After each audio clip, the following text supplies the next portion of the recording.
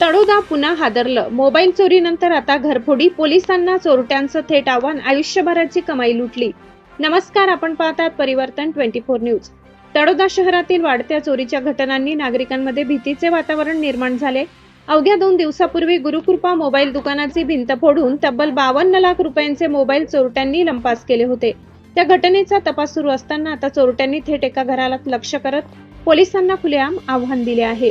तळोदा शहरातील यमुनाई नगर परिसरात रविवारी पहाटे अज्ञात चोरट्यांनी बंद घराचे कुलूप तोडून सुमारे 6 तोळे सोन्याचे दागिने आणि 85,000 रुपये रोख असा मोठा ऐवज लंपास केला. घरमालक जयसिंग आनंदसिंह गिरासे हे शनिवारी संध्याकाळी पत्नीसह शहादा तालुक्यातील टेंभे येथे सासरवाडीला गेले होते. आज सकाळी शेजाऱ्यांच्या लक्षात घराचे उघडे कुलूप आणि अस्ताव्यस्त सामान आल्याने घरफोडीचा प्रकार उघडकीस आलाय. घटनास्थळी पोहोचताच जयसिंग गिरासे आणि त्यांच्या पत्नीने आयुष्यभराची कमाई डोळ्यासमोर लुटली गेल्याचं पाहून अक्षरशः हंबरडा फोडला. त्यांच्या रडण्याने परिसरही हेलावून गेला.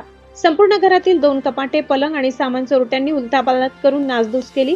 या घटनेनंतर संतप्त झालेल्या कुटुंबियांनी तळोदा शहरातील कायदा व सुव्यवस्थेवर गंभीर प्रश्नचिन्ह उपस्थित करत पोलीस प्रशासनाविषयी तीव्र नाराजी व्यक्त केली.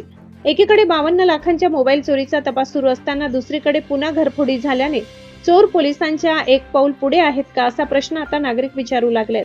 सलग घडणाऱ्या चोरीच्या घटनांमुळे तळोदा शहरातील नागरिकांमध्ये प्रचंड भीतीचे वातावरण निर्माण झाले असून रात्रीच्या सुरक्षेबाबत चिंता वाढली आहे. घटनेची माहिती मिळताच पोलीस उपनिरीक्षक स्वप्नाली रोकडे आपल्या पथकासह घटनास्थळी दाखल झाले असून पंचनामा करून पुढील तपास सुरू करण्यात आलाय.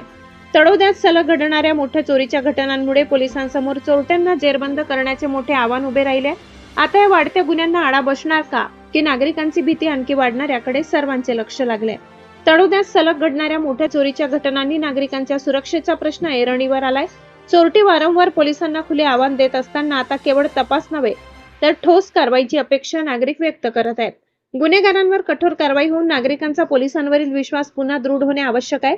या प्रकरणातील प्रत्येक घडामोडीवर परिवर्तन 24 न्यूजची बारकाईने नजर राहील, कारण आम्ही दाखवतो निर्भीड सत्य, जनतेच्या आवाजासाठी सदैव तत्पर. परिवर्तन 24 न्यूज, जनतेचा आवाज, निर्भीड पत्रकारिता. मी एक तोडा गोळा करत होतो तिच्यासाठी.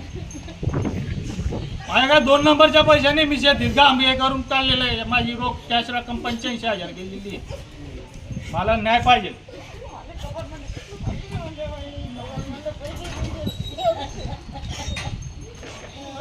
एवढं पेटीत करला असताना जर कुठे देत मग काय करत हो प्रशासन. अहो रात्रीचे 2-2 वाजेपर्यंत ती मशीन शिवण क्लासवरती ब्लाऊज शिवत राहते मुलांसाठी.